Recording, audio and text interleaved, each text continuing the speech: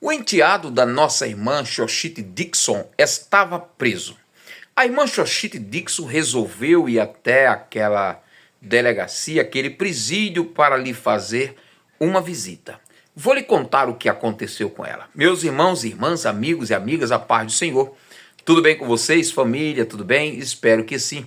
Mais um devocional diário da The Holiness. Hoje é dia 3 de junho de 2025 e o nosso tema hoje é ao alcance de Deus.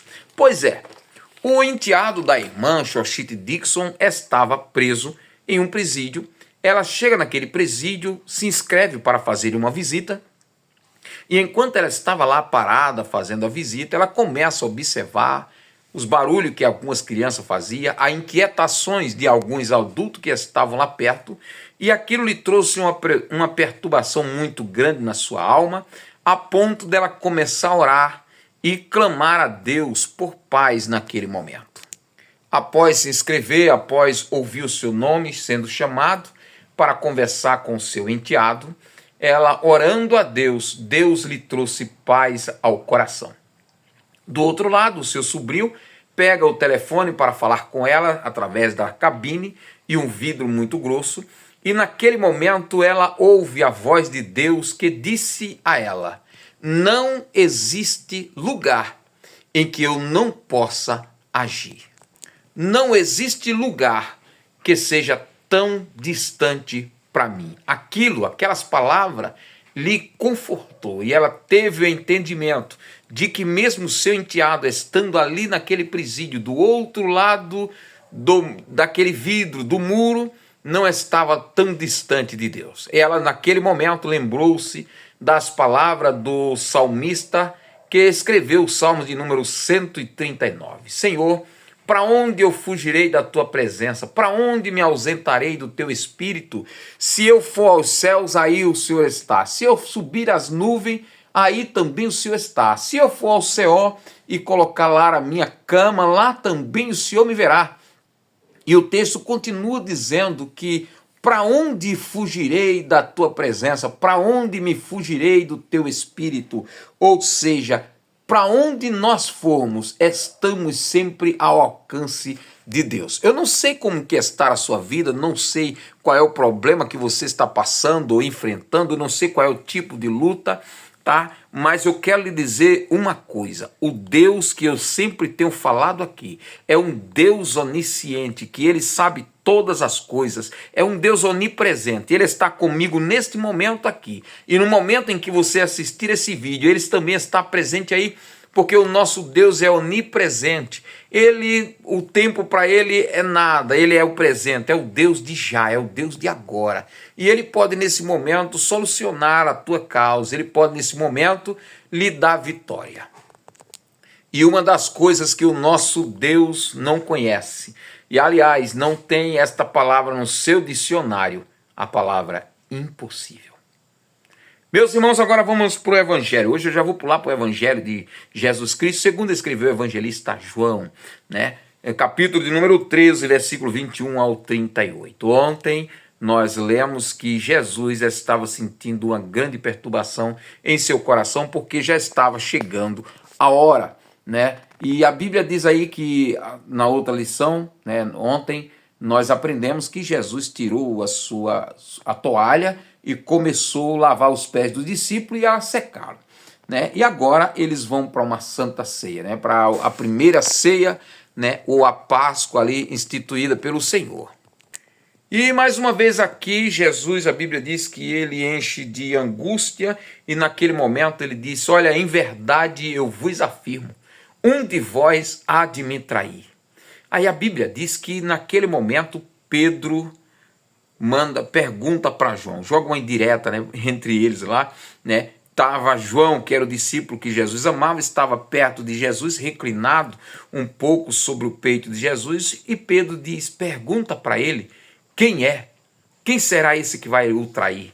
E Jesus naquele momento, a Bíblia diz que Jesus responde, disse: é aquele em que eu der o pão molhado, o pedaço molhado. Outro texto diz o bocado molhado. E ele molha o pão, né, no molho, e ele dá a Judas. e Judas pega e come. A Bíblia diz que naquele momento Jesus olha para ele e diz para ele: olha, aquilo que tens a fazer, faze depressa. Judas imediatamente levanta-se e vai embora.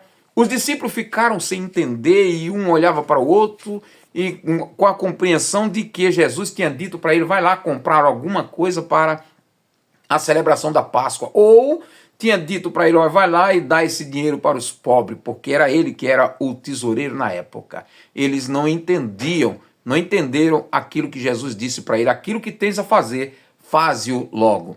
Mas a Bíblia Sagrada, aí nesse texto, diz que naquele momento que Judas pega o pão molhado e come, Satanás entra nele. Satanás entra nele. Então, aquilo dali que Jesus falou: vai e fazes, já estava programado por Judas, que era traí-lo.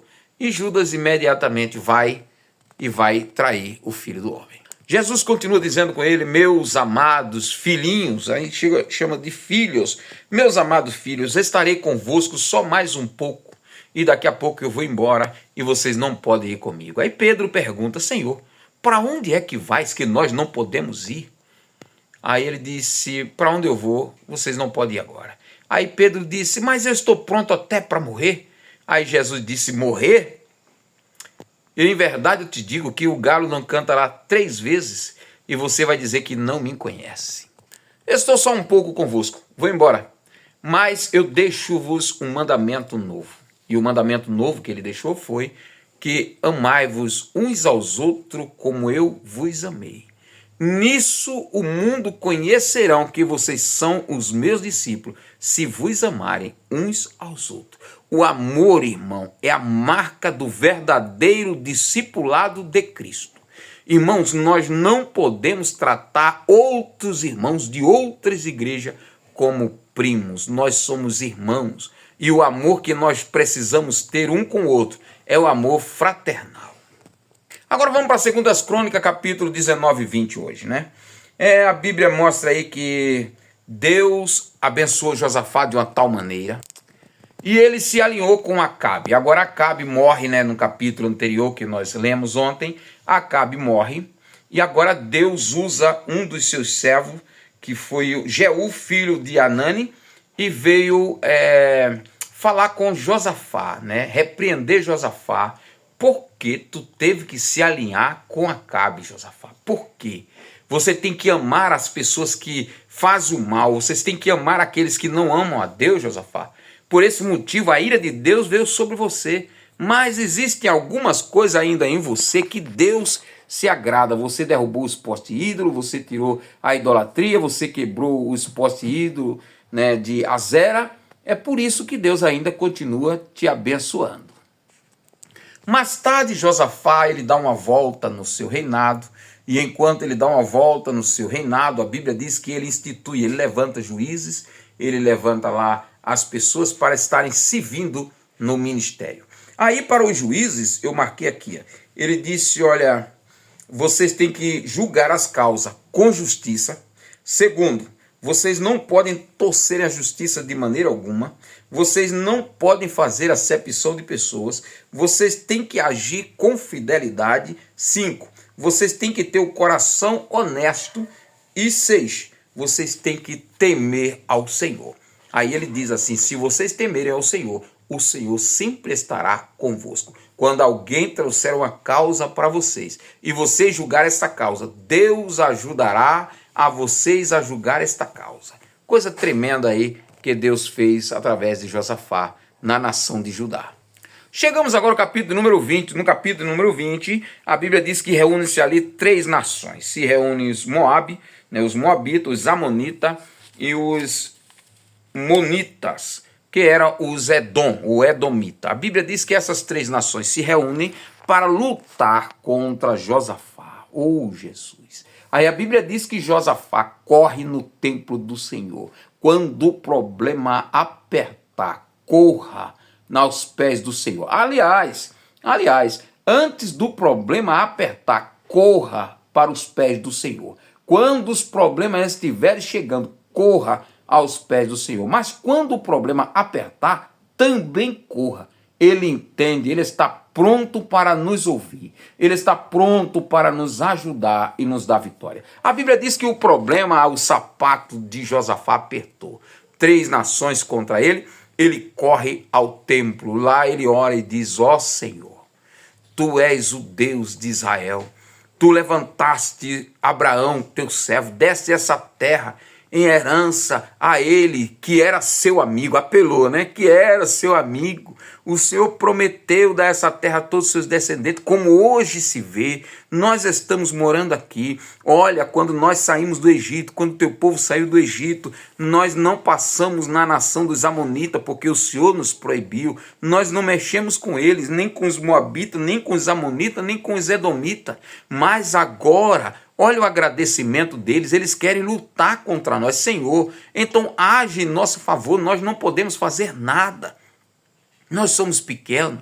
E a Bíblia diz, irmãos, eita, glória a Deus, esse Josafá, vem aqui para nós. Josafá foi um rei muito sábio, um homem que venceu algumas guerras só na oração. Tem guerra, tem luta, que o crente só vai vencer na oração. Tem problemas que só vamos conseguir resolver na oração. Eu sempre falo, tem problema que o pai resolve, que a mãe resolve, que o tio resolve, que o marido resolve, que a empresa resolve, que o banco resolve, mas tem problema, meu irmão e minha irmã, que é só Deus que resolve. Então os problemas que só Deus resolve, apresente-os a ele. Josafá não era um homem bobo, foi buscar justamente a Deus. E enquanto estava lá no templo, a Bíblia diz que estavam lá crianças, velhos, homens, mulheres, todos com as crianças no colo, né? As crianças lá de colo também. E sabe o que a Bíblia diz? Que de repente Deus toma um jovem lá no meio daquele povo do fogaréu, e aquele jovem vem com uma profecia da parte de Deus e diz: assim diz o Senhor, rei Josafá e todo Judá, não tenham medo, porque a peleja não é vossa, a peleja é do Senhor. Eita, amanhã vocês vão se levantar e vão enfrentar esse povo pela ladeira de Ziz. Não precisam lutar, vocês vão ver o que eu vou fazer. Eita, coisa tremenda. Aleluia, glória a Deus. No outro dia, Josafá prepara aquele povo e ele diz: ouçam, creia no Senhor e vocês terão sucesso. Acredite nos seus profetas e vocês vão ser prósperos. Eita, glória a Deus. Não tenham medo. A Bíblia diz que ele pega um louvor escolhido. Eu estou acompanhando esse louvor desde o primeiro capítulo de Crônica. Ele diz assim: louvai ao Senhor, porque Ele é bom, e o seu amor dura para sempre. Esse era o louvor. Aí eles foram louvando ao Senhor com esse hino. A Bíblia diz que aquele povo estavam subindo pela ladeira de Ziz. E de repente, enquanto o povo estava louvando, houve uma confusão lá embaixo, sabe? Onde as pessoas se reúnem para acabar com a nossa vida, para acabar com a sua vida. Sabe, naquele lugar que as pessoas se reúnem para, às vezes, tratar assuntos espirituais lá no mundo, lá, sabe, naquele lugar. Deus, através do louvor, através da oração, Deus age lá. E Deus causa confusão lá. É nesse momento que Deus está quebrando umbanda, quebrando quimbanda, quebrando tudo isso aí em nome de Jesus. Ele está agindo lá. Enquanto você louva aqui, Deus age lá, viu? A Bíblia diz que eles estavam lá embaixo. Lá embaixo. A Bíblia diz que eles começaram a louvar a Deus. Houve uma confusão lá e um começou a brigar com o outro e já matou todo mundo. Todo mundo morreu. Eita, glória a Deus. A Bíblia diz que houve uma grande confusão entre eles. Josafá com o povo agora começa a pegar os destroços lá, né? Pegar as coisas que eles tinham deixado da guerra lá, né?